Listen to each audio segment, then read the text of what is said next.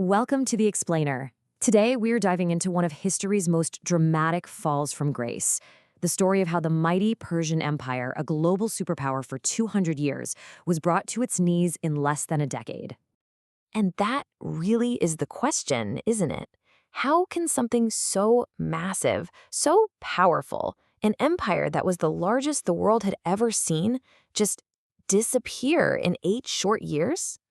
To even begin to figure that out, we have to understand the sheer scale of what was lost. Okay, so first things first, let's try and wrap our heads around what the Achaemenid Empire actually was. We're not talking about just another kingdom here.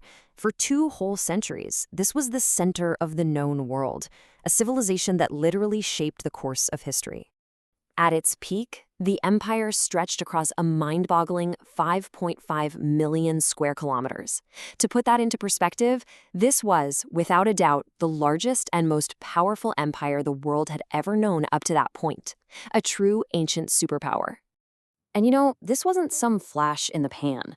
From the moment Cyrus the Great got it all started, all the way through its golden age under Darius I, this empire dominated the world stage for nearly 200 years. It really did seem invincible. But here's the thing. Its strength wasn't just about the land it held.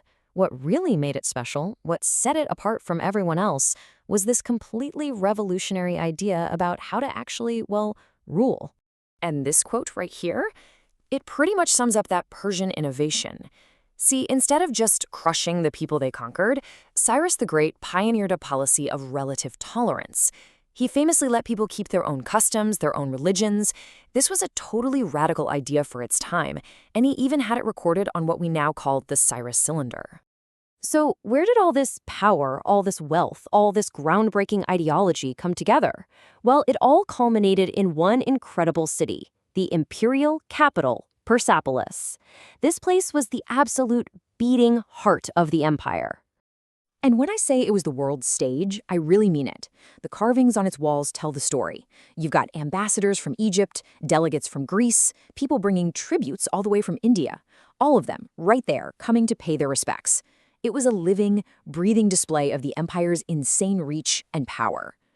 But, as these stories so often go, this golden age, it was about to hit a brick wall.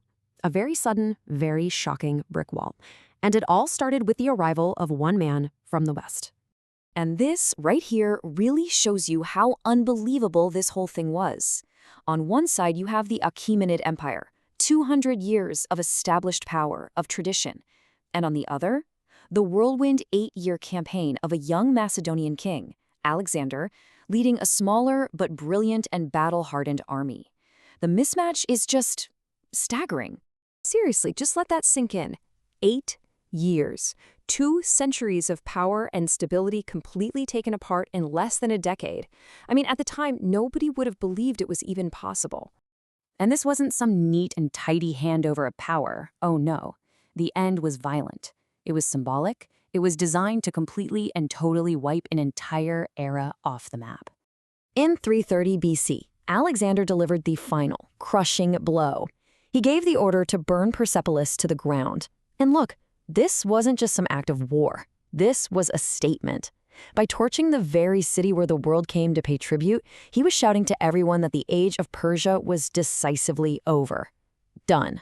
So, what are we left with? The story of Persia's fall. It really leaves you with this deep, kind of unsettling question, doesn't it?